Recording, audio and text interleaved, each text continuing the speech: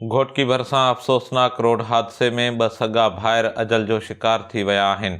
National highway ते tool plaza वटि तेज़ रफ़्तार ट्रालर ऐं मोटरसाइकिल में टक्कर थी पियो, जंहिं जे नतीजे में मोटरसाइकिल ते सवार 3 भाइरनि मां 2 ॼणा थॾे ते चीभाट जी फौत थी विया, जंहिं ते हिकु ॼणो ज़ख़्मी थी पियो।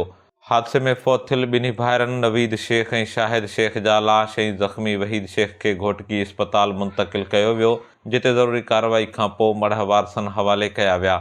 ॿिन्ही सगन भाइरनि जा लाश घर पहुचण ते कोहराम मची वियो ऐं इलाइक़े में पिणु सोग जो माहौल छांइजी वियो आहे।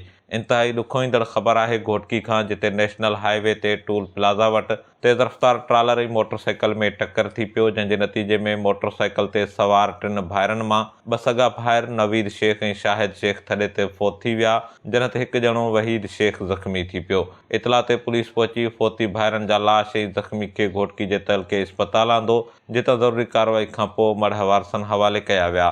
2 सगन भाइरनि जा लाश घर पहुचण ते वारसनि में कोहराम मची वियो, जंहिं ते इलाइक़े में पिणु सोग जो माहौल छांइजी वियो आहे। HS TV news Ghotki.